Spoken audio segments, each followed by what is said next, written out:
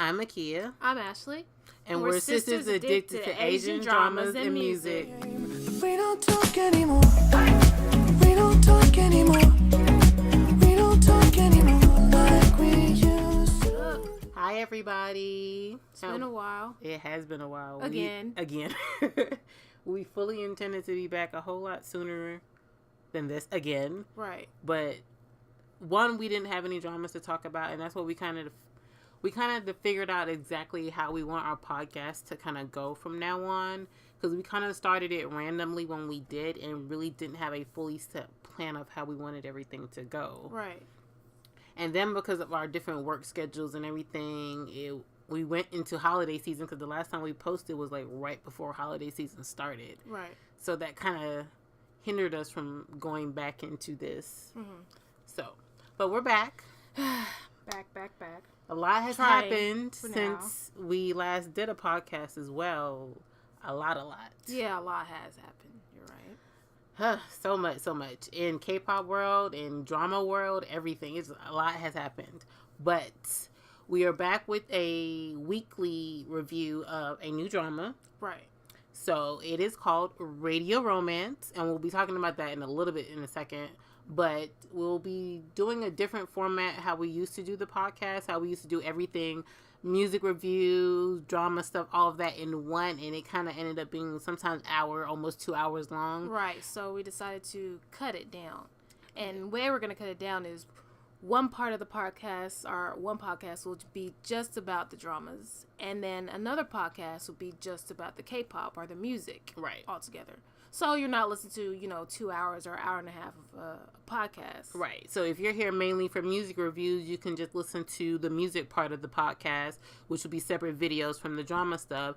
If you're here just for dramas, you can just watch the drama. But if you're here for both, listen to both. There you go. You got shorter times. You're not having to sit and listen for an hour, 2 hour long. So granted now, the drama ones will probably more likely be longer than the K-pop or video ones, because it's mainly music reviews, and videos are at max 4 to 5 minutes unless long. They're trying to make a movie. Right. So, and then we're not going to be reviewing every single music video. We do want to do more, because we do need to get into more girl groups, especially. Right. And more new groups that we just have not been paying attention to at all. Right. So, like we said, both have not been watching dramas a lot lately, because one thing, they're not interesting enough to me. I feel like we're seasoned drama watchers at this point. Nothing can easily catch our attention. Right. And then for me, really though, I'm in and out of K-dramas and Asian dramas altogether, because I watch a plethora of different shows and movies. So sometimes I put one genre of show or movie aside, and then I go for something else. Right. Like last podcast I was talking about, I was just watching Turkish. And granted, I still am, sort of, but I'm also incorporating other things that I've wanted to watch and that I'm now getting to. So. Right. But I'm back into Asian dramas now. I'm kind of slowly still, like, I got on my drama fatigue, but then the thing is, nothing was catching my attention. Like, literally, nothing was catching my attention. And so I was kind of watching dramas sporadically here and there, or watch dramas after they had finished airing, and just kind of marathoning through them.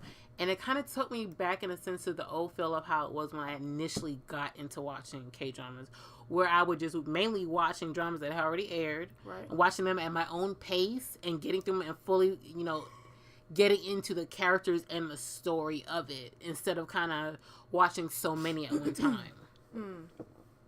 So but everybody's different, because I know there's some people on MDL that I follow or I'm friends with who watch a lot of dramas at once, and they're still doing it after all this time. Right. Some people kind of fall off and just watch one or two here, and then they're quiet for a while, like me, and then they come back. So.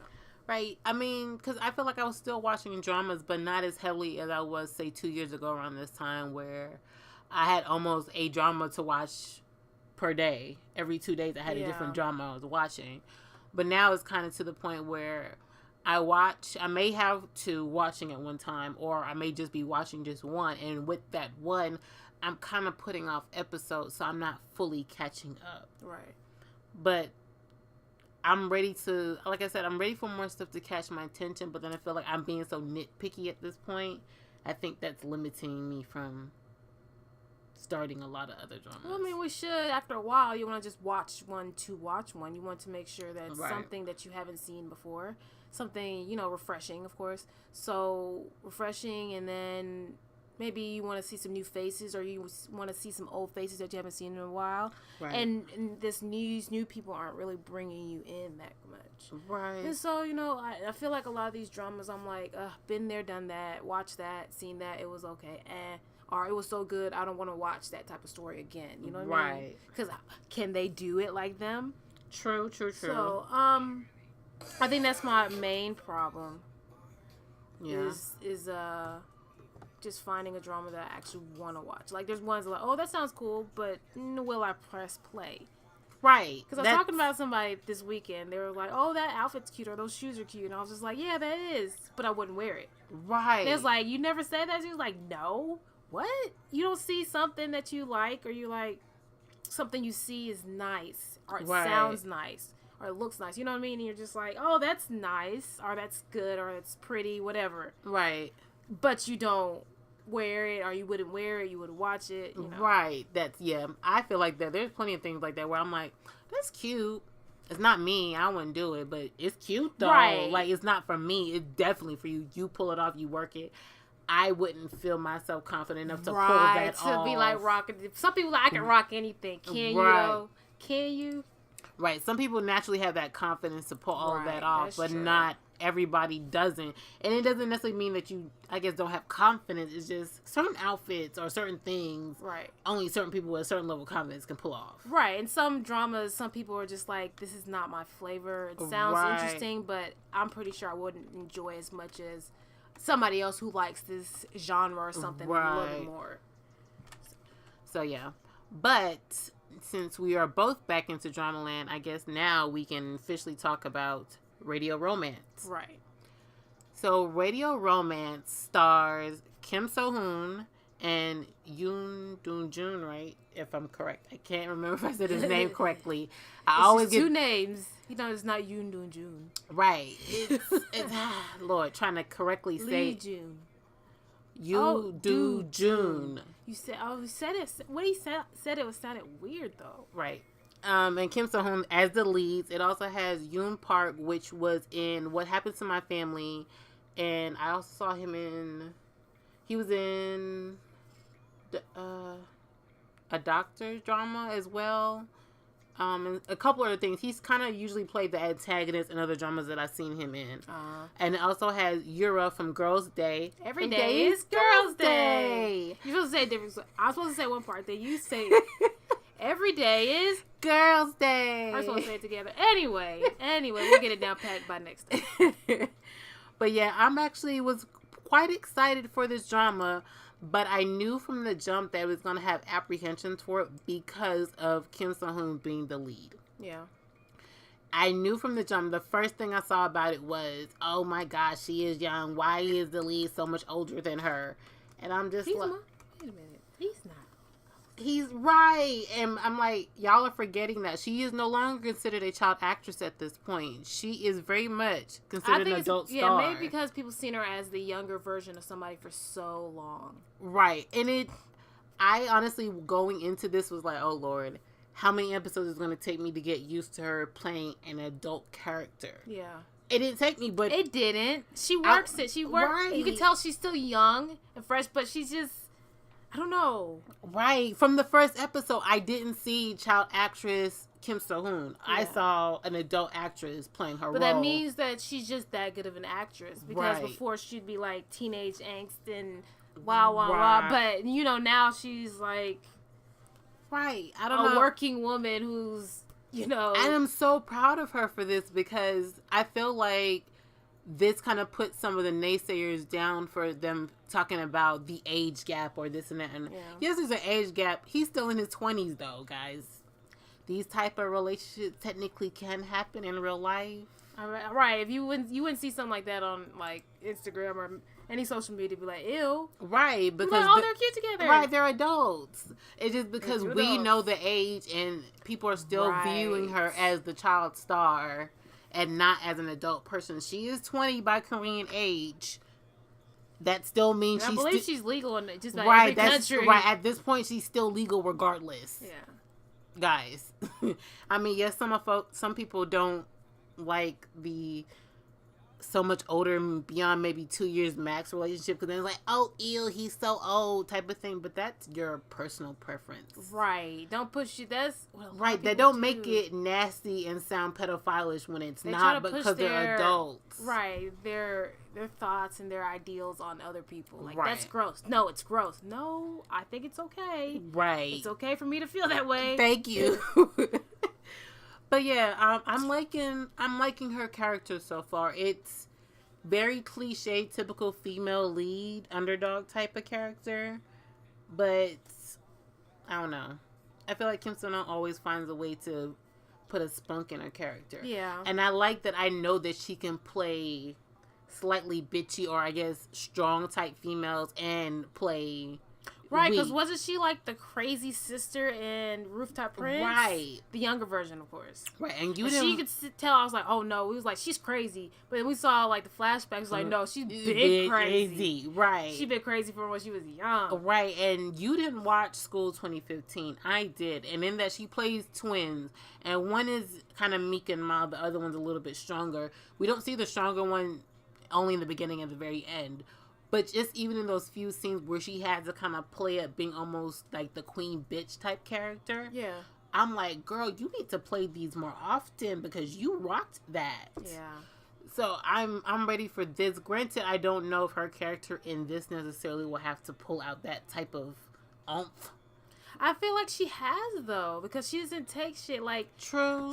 When some shit goes down, but she knows how to fight her battles. True. Okay, let me start with that. She knows how to fight her battles. Because there's points where she was just like, excuse me, this and that. And then there's sometimes where she just backs off and she's like, I'm not even going to fight this one. Let me just let that one slide. And then there's still that her being naive at times. Right. So I feel like she's really tuned into her character. And it might just be her. True. That might be her personality coming out. And this character, because it's like the first time where it's not like set how she has to be because she's not playing the younger version. She just has these characteristics. Right. She kind of took this character and kind of made it her own. So it's believable. And you don't think about the age difference if that's even an issue. Right. I just ignore that anyway. Right. I didn't even look at it that because everybody's like, because the main thing they're kind of promoting, not necessarily that KBS or whatever is promoting this as anything, but it's a lot of people are saying, oh, her first adult drama. And it is in a sense. So a lot of people, I think, are watching for the mere fact to see if she can pull off playing the full female lead all the way through and not just having minor scenes. But I feel like she's done it enough. Granted, she's played high school characters when she's been leads, but she's done it. That's true. That's still high school, though. Right. There still has to be that high school mindset. True. You know what I mean? And this is a different mindset. Yeah, she's a working woman. Right, and she's in love with being on the radio or the whole production of the radio. Right. So you see that, her passion for that coming through her character. Right. And I want to say this is us recapping episodes 1 through 4. It will be weekly from now on. But yeah. If we can keep up, don't promise anything. True. Okay, we'll try. We'll try our best to keep it at least every week. If not, no more than 4 episodes. 4 episodes. And 1 podcast. Yeah. So we will try our best to keep up as much as possible. It is a Monday, Tuesday drama, guys. So it is available on quite a few places. Right. It's available places. It's quite a few places. We're just going to leave it at that. Anyway, so let's moving on to our male lead, Mr. K-pop of Highlight. Right. Beast. Right. I still have to kind of correct myself on saying Beast before. I had to not Beast. Right. Highlight. What was it? When we were on the podcast or we were talking about something, you was like, yeah, Highlight had a comeback. And I was like, who's Highlight? Right. It was on a podcast. Who's Highlight? And I was looking at you like, really? We doing this right now? Right. I mean, it happens. I have slips sometimes. I just forget. Right. And I'm still, and to this day, I'm still getting used to it. Now I'm more used to it than I was then. Mm-hmm. Because they were really having more comebacks. But now it's kind of like set in. Right. And they've been kind of quiet for a little bit. And so I was like, okay, highlight. And Beast is kind of like in the background. Right. That's how it is for me too. But on my phone, my music still says Beast. Thank you. Mine too. I'm sorry. It doesn't change anything else. I think I downloaded maybe one song after they went to highlight. Mm. But yeah, I have too many songs that say Beast for it to fully take over at this point. Right. But yeah, anyway, he's playing a different type of character. I've seen him in a mini drama, Let's Eat. I've only watched season 1 because I heard about they broke up the romance from season 1 to do season 2, whatever. He was in season 2 though, right? Yeah. He was still the same. That's what he played, the same character. I feel like you should, especially in dramas, and I hate this in shows when they change up the characters. Right. I remember they did that in a couple shows. Mm-hmm. But when they do another season and then they switch the characters, right. Or because they couldn't get the same actors, they have to just say this happened so that these new actors or these new characters can come in. Don't do that. That's an insult to all the fans of the first season. Thank you. That's exactly how I feel. That's why I don't watch them when they do that. And that's why I have not watched season 2. As much as I love the food and everything from Let's Eat series, is just the mere fact that they did that. And I was just like, first of all, in the first season, Let's Eat, the romance wasn't a heavily part of the topic. Food was. Duh, because it's called Let's Eat. Right. Food, and then they had a murder mystery type of thing, and that was kind of the back sense of it. The romance to me was kind of an afterthought. So they didn't get together till nearly really the last 2 to 3 episodes. Yeah. So for then you to still break them up into the next season, I was just like, really? They must have had an argument over something. Food right. Or something. Wasn't it? It had to be something like that. Right. It's so stupid. Not to negate that the second season may not have been good. I heard it was good, but just me because I was such a fan of the first season, I felt slightly insulted. So right. I don't watch the second season. Now, I don't remember what I've seen him in. I know I saw him in that mini drama. What's it called? Splash Splash Love, I think it was. Yeah. I think that I rewatched way too many times for a mini drama. I'm so serious. I'd have to look at his list to see what else he's been in, because he doesn't stand out in my mind in it. I know he acts, but I just haven't really watched him in anything. Splash Splash Love is the only thing I can remember off the top of my head that I've watched him in. Right. So that means anything else is not that memorable. Yeah, he's been in some other stuff, but I think he's been like side characters. But the first thing I saw him acting was Let's Eat. Okay. And then I saw Splash Splash Love. And then by the time I got to Splash Splash Love, I looked him up and realized, okay, he's actually been in quite a few dramas. Not a full-on long list, right. But he has a decent amount on his repertoire. But I haven't watched him. So. Yeah. But, so from Splash Splash Love to this, I don't know. I'm still getting used to his character. That's because what it's such a mystery. Right. And I'm trying to figure out how he is. Because usually they kind of give you a little sneak peek into who they are and their character. Sometimes when they do a synopsis or something. Right. Or character stories. But I haven't seen any of that. And I haven't heard anything about it. Granted, I haven't been looking this up. But right. What I'm saying is, from the jump, I was just like, who are you? What is this? There's not much about his character in general. There's not even, honestly, because even the synopsis gives more on Kim So-eun's character than his. Right. So I'm most likely they did that on purpose. But to me, I'm like, we're 4 episodes in, and I'm still really confused about who he is. Right. Honestly, because I feel like by episode 4, you have a slight inclination or a hint about the type of person the character is. And he's flip-flopped so much in these 4 episodes so far that I don't know which side of him is the real side, despite I know him putting on this facade of being Mr. Perfect. Nothing's wrong with his family. Honestly, I don't know. He's done it for so long. That may be the real him at this point. Yeah, you're right. And it's going to be weird to see the real him come out for him alone. Right. Other people might be like, they might be surprised because it might not be who he really is. But when he does come out of who he is, it's going to be like, whoa.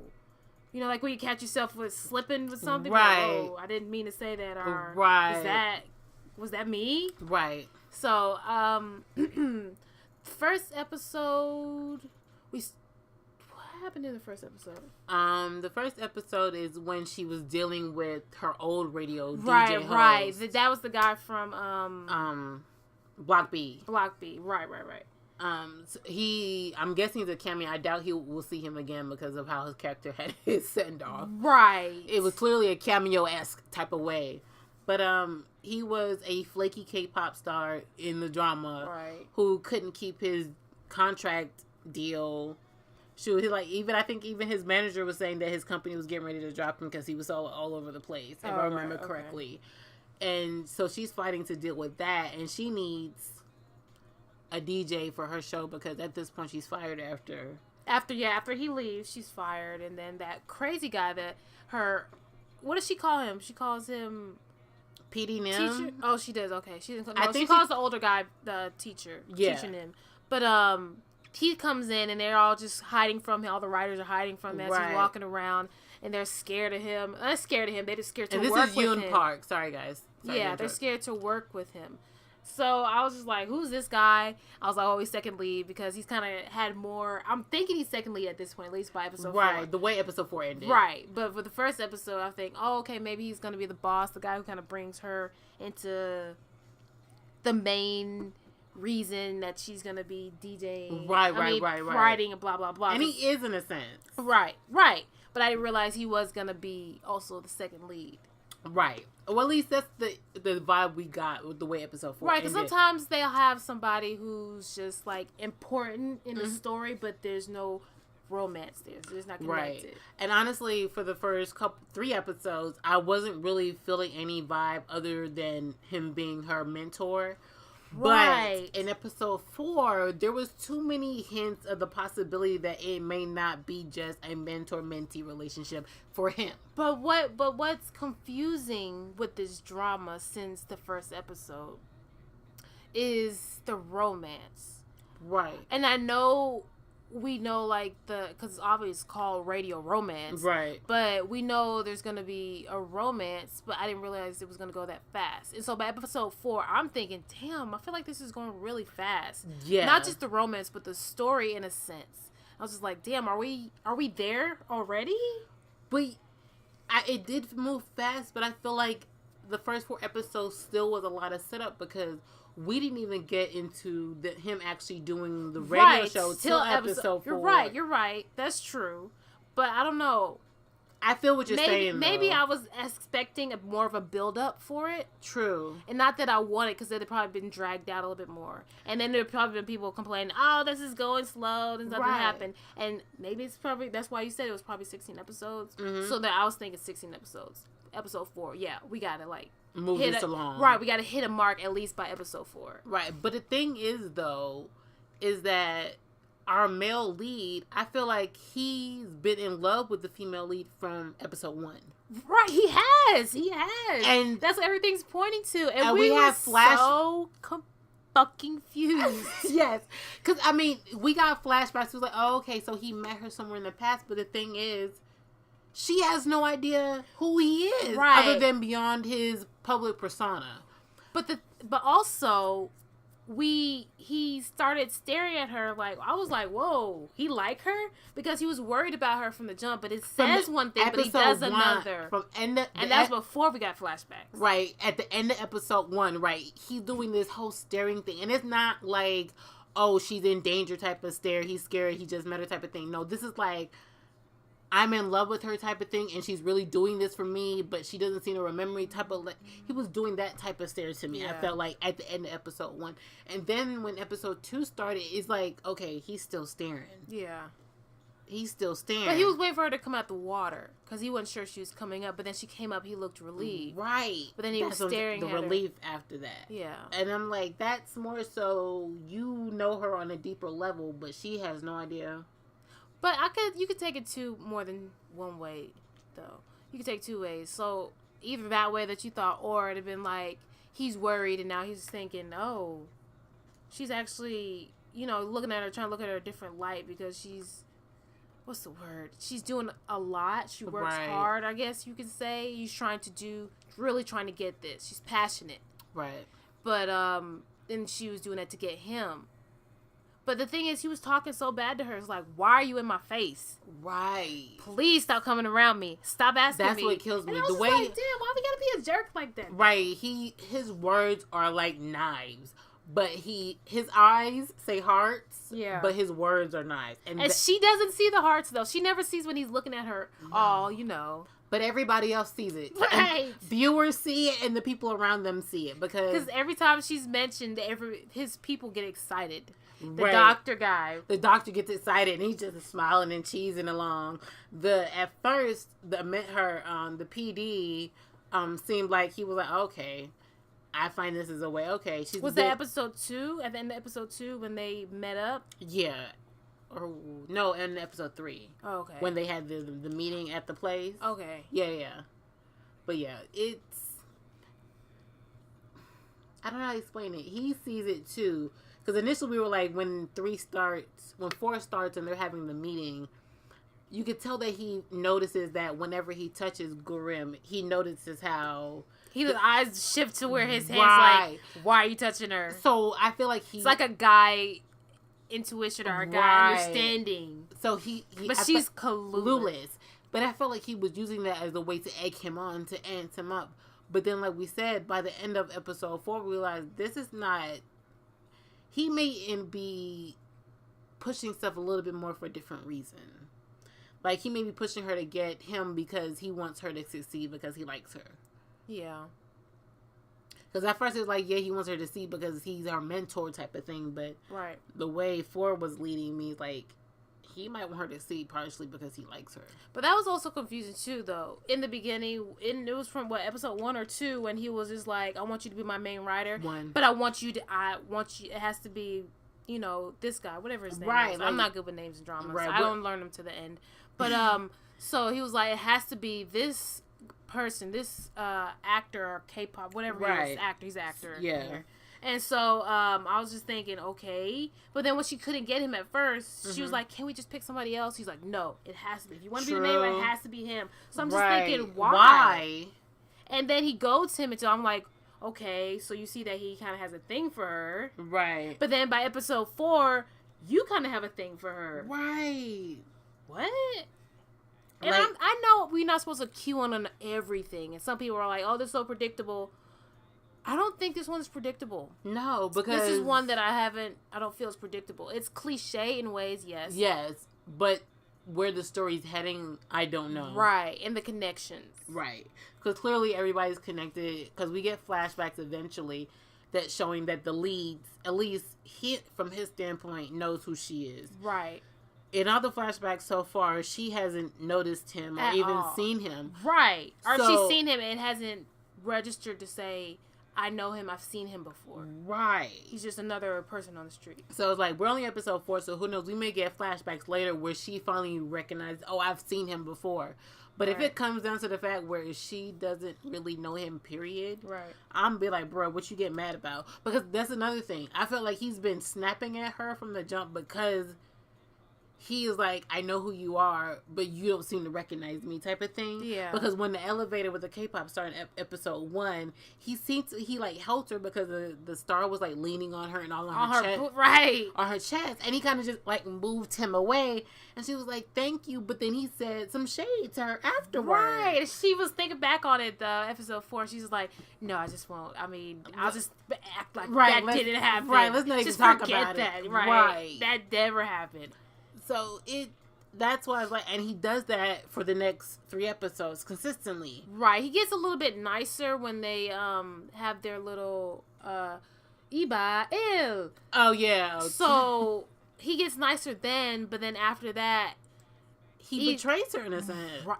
In a sense, he motherfucking he basically betrayed her. Slapped her, body slammed her. I'm like, God, in her face in front of all these people. Right, because she blatantly told him, I'm so excited to have my first radio show and hear someone read my script for the first time. Right. He knew that's what she was looking forward to. And it comes down to it. And he does everything for the radio show exactly how it is scripted except what she wrote. Right. He went with the songs they chose and everything. But he read not a line from her script. And you know what? The last flashback in episode 4, it was his friend who got hit. Right, we're assuming friend at this point because we don't know the full connection. Right, and at first I was like, his friend got hit. Why is he ignoring him? And then I was like, oh, when they sat next to each other, I was like, oh, is that his twin brother or something? Mm-hmm. But then I was like, okay, let me not try and reach. Right. Let me just let it happen. Right. But then I was noticing that the friend was looking at her too. So I'm wondering if he likes her and he feels like he liked her first, but his friend also liked her, but then his friend died. And so he feels like he's betraying his friend by liking his first love. Type thing, because they'll go that route. They've done it before in dramas plenty of times. And I'm just like, really? And I'm hoping it doesn't go that route. But honestly, I wouldn't be surprised if it honestly does. Yeah. But I'm hoping that they can throw something slightly different between the relation dynamics other than that. That's true. So at this point, and that's the thing another confusing because his mother, or we're assuming that she's his quote unquote. We'll just put her in quotes for now. Mother. Because episode 2, we get a flashback of him. I'm assuming it's his birthday. And she blatantly, she's not no words nice about it. She's putting a scarf around his neck and says, "You are not my son." And I'm just like... So basically she said, don't do anything I don't like. Right. And don't do anything to embarrass me or put me in bad light. Yeah. And I'm just like, happy birthday? Right. Well, I think she said that and all, but still, that's not a happy birthday. With this ugly ass scarf you gave him and a cake. If y'all supposed to be rich, what's going on? And his father's a cheating scumbag jerk. Right. Immature at that. And he doesn't care. He doesn't bat an eyelash. Right. And stuff. It's just like, it doesn't bother him. Not at all. Not one bit. I'm just like, are you serious? Like, their family dynamic is confusing. And I said this to Ashley, and I was like, it's funny. Usually when we get into dramas like this, I rather just all about whoever the female lead is or male lead if he's the non-rich person in it. Yeah. I really care about the chaebol aspect side of the story because half the time it's so cliche and so easy to predict and point out all the same things. It's like, boo-hoo, I'm poor and I have trauma in my past. Right. So, but this one, for some reason, because the family dynamic is so crazy and all over the place, I actually really want to know his backstory. But honestly, I'm going to be really disappointed if it's nothing beyond the typical cliche bullshit. Yeah. I want something a little bit more. Please give me something a little bit more. But it's going to get good. I don't know. Is this a romantic comedy or is this I don't know the official genre listed for it. Because it seems like it can get pretty mellowy. Right. But if the story is going to go in a direction that we're thinking. Right. So, but I'm thinking that it's romantic comedy, but I'm not fully sure. Right. Because usually melodramas are longer. I haven't watched a cold weather drama in a while. Right. It just feels weird because you kind of like cold weather equals mellow and crying. But it might, I don't think it's going to go that route. Even if it is a mellow, it just seems too lighthearted. Right. And to get that deep. Right. But then also I don't want to not go that deep just because it is maybe listed as a romantic comedy. Yeah, that's true. But they can go deep, but mellow's kind of just like delve for like the real deep down emotions where you're just like crying and hitting your chest. True, yeah. Those silent cries that just the sound does not come out. And you're just like, girl, let it out, breathe, let the air in. Okay, well, according to Wikipedia, it's listed as romance, but not romantic comedy. So romance leaves room for slightly mellow-esque. And I think they're probably trying not to heavily peg dramas in one genre nowadays. Right. They're trying to just kind of mix it up. Because honestly, I like dramas that actually mix genres. Because when they're too much one thing, you get the romance, but you don't get the depthness in the story that you want. Or you get the melodrama, it's too mellow and you crying too heavy. You crying every 2 seconds, but you don't get enough of the gush to make you laugh and all that stuff. Right, so it's just like, what? Like dramas that you can only watch in the dark. Right. And then there's dramas you can watch you gotta set a mood. Yeah. Right. So yeah. But we'll see. I don't know. I like it so far. It's a nice 4 episodes that I've had where I was able to, it kept my interest. Mm-hmm. And I'm actually looking forward to kind of knowing more about most of the characters. Right. Because a lot of times going in, I could kind of pick off and choose, okay, I only really want to care about that one, one. I don't really care about you are going to be a side character, but I know I'm probably going to get a little bit of it. When he comes on screen, I'll be looking at my phone. Right. But for this one, even his antagonist parents, I still kind of want to know what led them to decide to live this type of lifestyle where they're putting up this front of the type of family that they are. Right. How they were like at war with the presents for her birthday. Right. And people were like, oh my God. Right. Taking pictures. And I was like, it was so could fake. y'all not notice that was fucking staged? Right. At first I was like, are y'all really in competition? And then I was thinking, wow, she's really loved for a hot second. I was like, come on now, really? Right. Y'all, if this was supposed to be more private, if y'all really meant it. Right. Yeah, like this wouldn't have been out sitting center table at a restaurant right. for everyone so to at the view. top, like you're on a stage. I'm just like, really? Okay, whatever. So, but we will see. Everybody kind of has their set roles, though. Yeah. So. I thought the guy, I don't know his name, the other PD Nim from the team, the enemy team, right? With that lady who I will, when she comes on screen, I'll definitely be looking at my phone. But her and the PD Nim, who he was in The Greatest Love, her favorite drama, one of my most favorite dramas, and I was thinking, oh, so maybe that guy will pick him to be on his team, but when they had that kind of like weird confrontation, right? Frenemy confrontation, right? I was just like, okay, maybe not, right? I loved him in the Greatest Love, so right. I was hoping to see him in that same light, but there's still time. You never know. Right, and I've seen him in other minor stuff where he's kind of played somebody who's crazy, someone who's locked up. So I've seen him in some other things, but he's still remembered for me as right. When I see his as face, the manager he still from looks so Greatest young. Love. Right, he looked the same age he did with Greatest Love, and Greatest Love was what 2007, a good 10 years ago. No, 2011. Oh, right. Yeah, 2011. It's not. It's old, but it's not 10 years. It's old. almost 10. It ain't that far off. It's only a couple years off. And I was saying when I was watching this too, I was like, wow, I feel like watching Greatest Love. Let me just pop in the DVD real quick. I haven't seen you watch it in a minute. I know. I mean, I've been so busy watching so many other things. Where does the time go? But anyway. But yeah, and then the actress who plays the other writer for the bad team, I've seen her in quite a few different roles. I like the actress. I will say I love her wardrobe in this. Yeah. But like you said, she's the bitchy one that I'm gonna be like, really, you gonna be this petty? That's how I feel, honestly, because Kim So-hoon's character is clearly supposed to be someone who's younger than her, who she's supposed to be mentoring herself. But she's gonna go this petty route, and I'm just like, really? You can't be mature about this? Yeah. But whatever. We need to talk about Yura. I was just about to say, I was letting you finish, but I was like, wait a minute, Yura. Right. At first, I thought she was going to be a certain type of character. Mm-hmm. She is in a way, yes. Obviously, everybody can tell. But, right. I mean, anybody can tell who's watching it. But now, by episode 4, I'm just like, what's your end game? What do you want? How are you connected? I know how she's connected to him because they were child actors or whatever together. Right. But I feel like there's more. It's like she knew something was up. And she wanted to get dirt on them just so she could get some blackmail. Right. And that's exactly what she did. And I'm just thinking, why?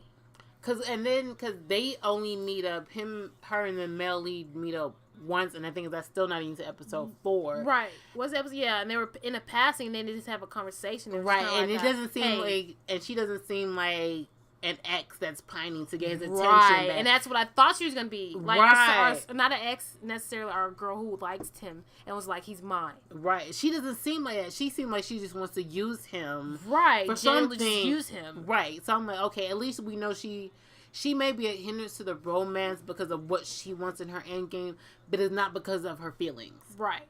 So I'll give her that. So for the mere fact that it's not going to be because of her feelings, I'll give her that because who knows, because it's a romance, they may throw in another character which she may end up falling for, or she may end up bonding with Gurim, who is Kim So-hoon's character. Right, that's how I feel. That's what I want to see, but I don't want it to girlfriend cheesy. Right, like make it like a legit way for them to bond. Don't make it be like, oh, we saw that coming. Right. So and then she turns non-blackmailish. No, stay true to your character, girl. Right. Blackmail them to the end. Let me see how this goes. Blackmail the right people. Right. Because at this point, his parents are the one that I feel like we need to. Granted, we can't say the dad is completely bad because he just seems so nonchalant and doesn't care. He is bad because he's nonchalant, doesn't care, and he has a girlfriend on the side when he's living with her. But I think it's mainly the mom. That's what I'm saying. Like, I'm trying to figure out if he's doing it just because he wants to eventually disrupt it, her perfect little world that she's created. I think just because he's benefiting from it at this point, and he doesn't necessarily. I mean, what is his deal? What is his career actually? Because he's an actor. He was. Remember before.